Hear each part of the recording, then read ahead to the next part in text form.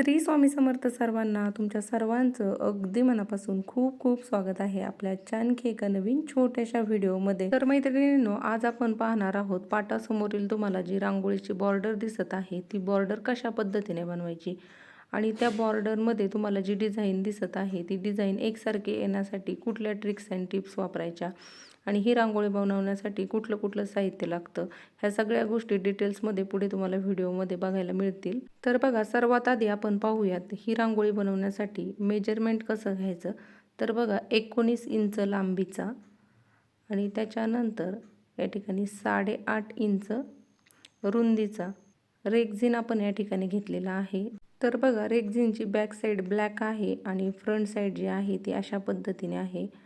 तर बघा, ब्लॅक साईडने आपल्याला उलन स्टिक करायची नाही, या साईडला आपल्याला उलन स्टिक करायचे आहे। तर बघा, ज्या मैत्रिणींना अजिबातच ह्या रांगोळीबद्दल काहीही माहिती नाही त्या मैत्रिणींसाठी अगदी बेसिक गोष्टी मी या ठिकाणी आजच्या व्हिडिओमध्ये सांगणार आहे। त्याच्यानंतर एक पेपर घ्यायचा आहे आणि पेपरची जी क्लोज बाजू आहे म्हणजे बंद बाजू आहे तिकडून आपल्याला 1.5 इंचावरती मार्किंग करायचं आहे। त्याच्यानंतर आपल्याला त्या 1.5 इंचापासून किंवा पेपरची जी क्लोज बाजू आहे त्या कॉर्नरपासून वरच्या साईडला आपल्याला 6 इंचावरती मार्किंग करून घ्यायचं आहे। तर तुम्हाला मोठं पान पाहिजे असेल तर जास्त अंतर अजून तुम्ही घेऊ शकता, पण आपण जो रेक्टँगल कट केलेला आहे त्याच्यानुसार मी हे मेजरमेंट घेत आहे। तर बघा, 6 इंचाचा आपल्याला मिडल काढायचा आहे, 3 इंच। तर बघा, परत आपल्याला 3 इंचावरती मार्किंग करायचं आहे क्लोज बाजूकडून। त्याच्यानंतर आपण जो मिडल काढलेला आहे 3 इंचाचा तिथपासून आपल्याला 2 इंचावरती मार्किंग करायचं आहे। त्याच्यानंतर बघा, आपल्याला 6 इंचावरती आपण जे मार्किंग केलं होतं त्या मार्किंगपासून मिडलपासून जे मार्किंग केलं होतं 2 इंचाचं तिथपर्यंत शेप देऊन घ्यायचा आहे पानासारखा। त्याच्यानंतर खाली 1.5 इंचाचं जे मार्किंग केलेलं आहे आपण स्टार्टिंगला तिथपर्यंत आपल्याला पानाचा शेप देऊन घ्यायचा आहे आणि हा जो आपण पानाचा शेप देऊन घेतलेला आहे तो आपल्याला कट करून घ्यायचा आहे। तर बघा, आपल्याला अशा पद्धतीने पानाचा शेप मिळालेला आहे आणि ह्याच एका पानाच्या शेपपासून आपण संपूर्ण बॉर्डर तयार करणार आहोत। ती कशी मार्क करायची ते मी तुम्हाला पुढे व्हिडिओमध्ये दाखवते। तर बघा, आपल्याला सुरुवातीला रेक्झिनचा सेंटर काढायचा आहे आणि त्या सेंटरवरती आपल्याला अशा पद्धतीने आपण कट केलेलं पान ठेवायचं आहे आणि त्याच्यानंतर त्या पानाच्या बाजूने आपल्याला अशा पद्धतीने बॉर्डर करायची आहे, म्हणजे आपल्याला पानाचा शेप रेक्झिनवरती मिळून जातो। तर बघा, हाताच्या साह्याने देखील तुम्ही अशा पद्धतीने पानाचे शेप काढू शकता। तर मी प्रत्येक वेळेस अंदाजेच काढत असते, पण बऱ्याच मैत्रिणींना अंदाजे डिझाईन काढल्यानंतर पटकन लक्षात येत नाही पान किती मोठं काढलेलं आहे किंवा किती छोटं काढलेलं आहे। त्याच्यामुळे मी या ठिकाणी तुम्हाला मेजरमेंटनुसार ही पानं काढून दाखवत आहे, जेणेकरून तुमची पानं सगळी एकसारखी यावीत यासाठी। तर मी हाताच्या साह्याने जरी पानं काढली तरी एकसारखीच काढत असते, पण म्हटलं चला ह्यावेळेस तुमच्यासोबत मेजरमेंटनुसार सगळ्या गोष्टी शेअर कराव्या, जेणेकरून ज्या मैत्रिणींना डायरेक्टली फ्री हँडने स्केच करणं पॉसिबल होत नाही त्या मैत्रिणींसाठी ह्या ट्रिक्स अँड टिप्स खूप फायद्याच्या ठरतील। तर बघा, आपल्याला ह्या रांगोळ्या बनवण्यासाठी अशा पद्धतीची उलन लागते। तर ही उलन ज्यावेळेस आपण मार्केटमधून खरेदी करतो त्यावेळेस व्यवस्थित बघून खरेदी करायची आहे। याच्यामध्ये पण वेगवेगळे प्रकार असतात, चांगल्या क्वालिटीची त्याच्यानंतर कमी क्वालिटीची उलन, तर त्यानुसार आपण व्यवस्थित उलन बघून खरेदी करायची आहे। त्याच्यानंतर बघा, ही आहे ग्लूगन।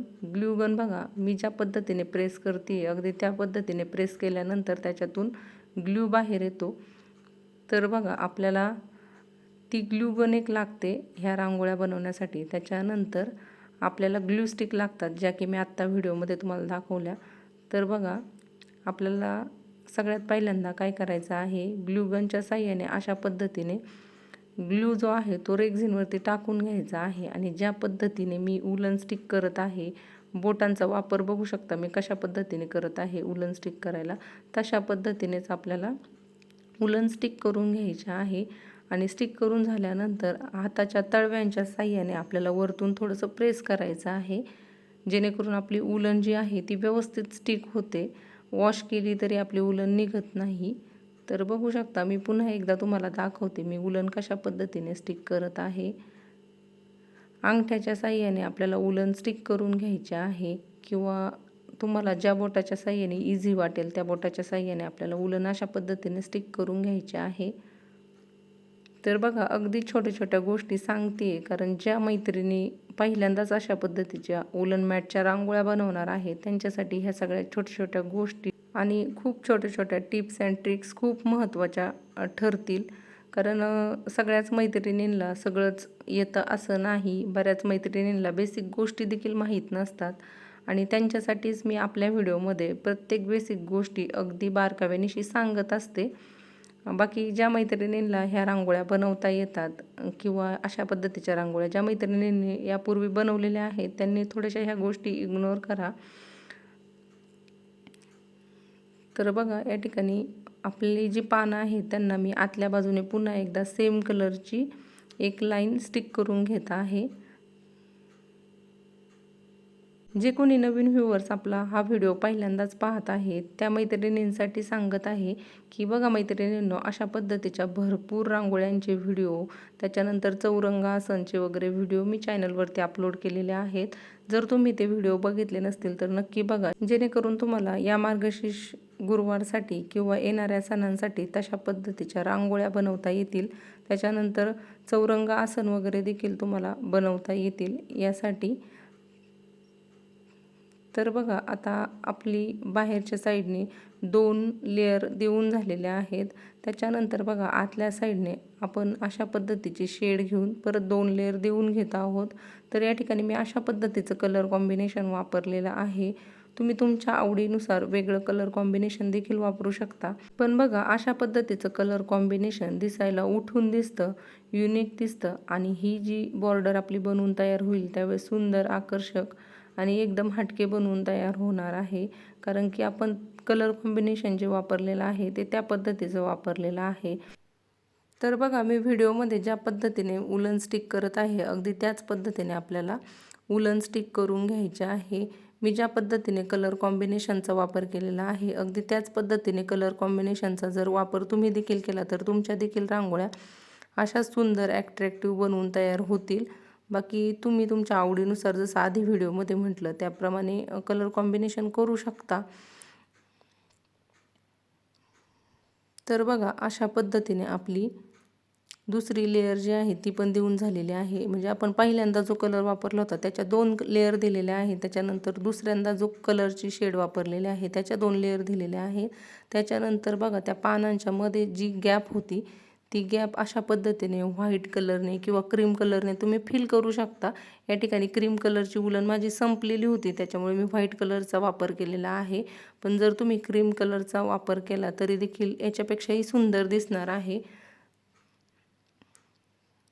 तर बघा, त्याच्यानंतर आपल्याला आतल्या साईडला अशा पद्धतीच्या कलरची उलन फिल करून घ्यायची आहे. तर बघा, ती फिल करताना मी कशा पद्धतीने ग्लू वगैरे टाकून घेत आहे. अगदी पहिल्या उलनवरतीच आपल्याला ग्लू न टाकता त्याच्या बाजूबाजूने आपल्याला ग्लू टाकत जायचं आहे आणि त्याच्यानंतर उलन अशा पद्धतीने स्टिक करायचे आहे. तर उलन स्टिक करताना आपल्याला प्रत्येक वेळेस म्हणजे बाजूला कट करून उलन स्टिक करायची नाही आहे. पूर्ण उलन फिल करून झाल्यानंतरच आपल्याला उलन एकदाच कट करायचे आहे. असं केल्याने आपलं काम झटकीपट होतं आणि प्रत्येक वेळेस आपण एक एक पाकळीला उलन स्टिक केल्यानंतर कट करत बसलो तर आपल्याला वेळ पण जास्त लागतो.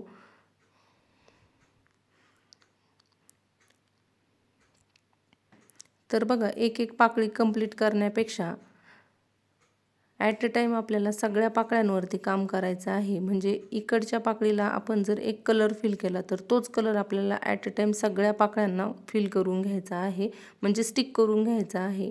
त्याच्यानंतर सेकंड कलर ज्यावेळेस आपण पाकळीला स्टिक करत असतो त्यावेळेस फक्त तो एकाच पाकळीला स्टिक न करता ॲट अ टाईम आपल्याला सगळ्या बॉर्डरला, सगळ्या पाकळ्यांना स्टिक करून घ्यायचं आहे. असं केल्याने आपलं काम खूप झटपट करून होतं. तर बघा, या ठिकाणी आता आपल्याला काय करायचं आहे, जो पानाचा शेप आपण पेपरवरती कट करून घेतलेला होता तोच घ्यायचा आहे आणि बॉर्डरची जी खालची बाजू आहे, माझ्या अंगठ्याच्या बाजूला जो कॉर्नर दिसतोय तुम्हाला पानाचा, त्या ठिकाणी ठेवून आपल्याला अशा पद्धतीने शेप ड्रॉ करून घ्यायचा आहे पेपरच्या मदतीने, जेणेकरून सगळे जे शेप आहेत ते एकसारखे येतील. तर बघा ही जी बॉर्डर आपण बनवलेली आहे ती देखील मी अंदाजेच हाताने स्केच ड्रॉ करून बनवणार होते, पण म्हटलं अंदाजे जर ड्रॉ केलं तर मैत्रिणींच्या लक्षात येणार नाही नक्की आपली बॉर्डर किती मोठी झालेली आहे किती छोटी झालेली आहे. त्यासाठी मी आजच्या व्हिडिओमध्ये तुम्हाला या ठिकाणी मेजरमेंट सहित रांगोळी दाखवलेली आहे, जेणेकरून तुम्हाला देखील अशा पद्धतीचे रांगोळीच्या बॉर्डर बनवता येतील. ज्या मैत्रिणींना आवड असेल अशा रांगोळ्या बनवायच्या त्या मैत्रिणींसाठी. तर बघा आता आपण या ठिकाणी अशा पद्धतीने ग्रीन कलरची उलन फिल करून घेत आहोत. तर बघा मैत्रिणींनो, ज्या ठिकाणी गरजेचं वाटत होतं त्या ठिकाणी मी अगदी स्लो तुमच्यासोबत ही रांगोळी कशी बनवायची ते शेअर केलेलं आहे, म्हणजे मेजरमेंट वगैरे सांगताना, त्याच्यानंतर सुरुवातीला उलून वगैरे कशी स्टिक करायची ह्या सगळ्या गोष्टी दाखवताना. बाकी ज्या गोष्टी सेम होत्या त्या ठिकाणी मी तुम्हाला व्हिडिओ थोडासा फास्ट दाखवलेला आहे, कारण की अगदी स्लो दाखवायचं म्हटल्यानंतर व्हिडिओ खूप मोठा झाला असता आणि तुम्हालाही बघायला कंटाळवाणा वाटला असता. त्यासाठी मी तुम्हाला जिथे महत्त्वाची प्रोसेस होती त्या ठिकाणी अगदी स्लो दाखवलेला आहे आणि जिथे सेम प्रोसेस होती त्या ठिकाणी व्हिडिओ थोडासा फास्ट दाखवलेला आहे. तर बघा अशा पद्धतीनेच आपल्याला अपोजिट साईडला देखील डार्क ग्रीन कलरची उलन स्टिक करून घ्यायची आहे. या ठिकाणी देखील तुम्ही कलर कॉम्बिनेशन तुमच्या आवडीप्रमाणे चेंज करू शकता, पण मला अशा पद्धतीचं कलर कॉम्बिनेशन आवडलं त्याच्यामुळे मी या ठिकाणी अशा पद्धतीच्या कलर कॉम्बिनेशनचा वापर केलेला आहे. आणि बघा मैत्रिणींनो, ह्या ज्या रांगोळीच्या बॉर्डर आहेत त्या आपल्याला ज्यावेळेस पूजेची मांडणी वगैरे करायची असते त्यावेळेस खूप उपयोगी पडतात. आपण ज्यावेळेस पूजेची मांडणी करतो त्यावेळेस अशा पद्धतीच्या रांगोळीची बॉर्डर ज्यावेळेस आपण त्या ठिकाणी वापरतो पाटासमोर वगैरे, त्यावेळेस पूजा अजूनच सुंदर दिसते आणि खूप पॉझिटिव्ह आणि छान वाटतं, प्रसन्न वाटतं. आणि बघा ह्या ज्या रांगोळ्या आहेत त्या वापरून खराब झाल्यानंतर आपण वॉश देखील करू शकतो. आणि ज्या मैत्रिणी ऑफिसला वगैरे जातात किंवा ज्या मैत्रिणींच्या घरामध्ये लहान मुलं असतात त्या मैत्रिणींना बघा बऱ्याचदा धावपळीमध्ये रांगोळी वगैरे काढायला एवढं वेळ मिळत नाही. रांगोळी काढायची इच्छा असते पण वेळ न मिळाल्यामुळे घाईघाईत आपल्याला रांगोळी काढायला लागते. तर अशा वेळेस ह्या रांगोळ्या खूप उपयोगी ठरतात. तसं बघितलं तर आपण जी ओरिजिनल रांगोळी काढतो त्याची सर कशालाच येत नाही, पण ज्या मैत्रिणींच्या घरात लहान मुलं आहेत किंवा ज्या मैत्रिणींना ऑफिससाठी घराबाहेर जावं लागतं आणि त्या मैत्रिणींकडे वेळ कमी असतो, कधी लहान मुलं असल्यामुळे मुलांमुळे रांगोळ्या काढता येत नाही, त्या मैत्रिणींसाठी ह्या रांगोळ्या खरंच खूप यूजफुल आहेत. आणि अशा पद्धतीच्या रांगोळ्या बनवायला थोडासा वेळ लागतो, पण जेव्हा आपल्याला वेळ मिळतो त्यावेळेस जर आपण अशा पद्धतीच्या रांगोळ्या बनवून ठेवल्या तर नक्कीच आपल्याला कुठले सण वगैरे आले किंवा एखाद्या पूजेची मांडणी वगैरे करायची असेल तर त्या दिवशी लागणारा जो जास्त वेळ असतो रांगोळी वगैरे काढण्यासाठी, मुलांना बघून किंवा घरातलं सगळा गोडाधोडाचा स्वयंपाक आवरून, तर त्या दिवशीचा वेळ नक्कीच आपला वाचणार आहे आणि कमीत कमी वेळेमध्ये आपली पूजा देखील अतिशय सुंदर आकर्षक अशी करून होणार आहे. तर त्यासाठी अशा पद्धतीच्या रांगोळ्या तुम्हाला ज्या वेळेस वेळ मिळेल तेव्हा नक्की बनवून ठेवा, जेणेकरून धावपळीच्या वेळेस तुम्हाला या रांगोळ्यांचा खूप असा सुंदर उपयोग होईल. तर ह्या रांगोळ्या पाटासमोरच नाही तर तुम्ही दारासमोर देखील ठेवू शकता. फक्त त्याची लांबी रुंदी जी आहे ती थोडीशी तुम्हाला जास्त घ्यावी लागेल आपल्या दाराच्या उंबऱ्याच्या मापाच्या नुसार. तर बघा या ठिकाणी आपण आजची जी रांगोळी आहे ती पाटाच्या मापानुसार घेतलेली आहे. तर बघा या ठिकाणी बोलता आपली जी बाजू आहे ती पण फिल करून झालेली आहे आणि ती फिल करायला अगदी सोपी होती. कलर कॉम्बिनेशन तुम्हाला व्हिडिओमध्ये बघायला मिळालेलंच असेल मी कशा पद्धतीने वापरलेला आहे. तर तुम्ही तुमच्या आवडीनुसार देखील वेगवेगळं कलर कॉम्बिनेशन वापरू शकता.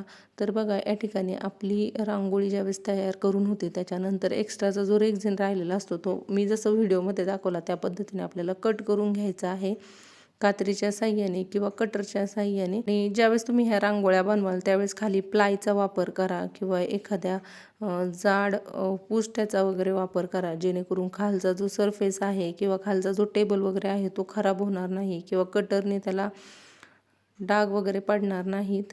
तर बघा अशा पद्धतीने झालेली आहे आपली रांगोळी बनवून तयार.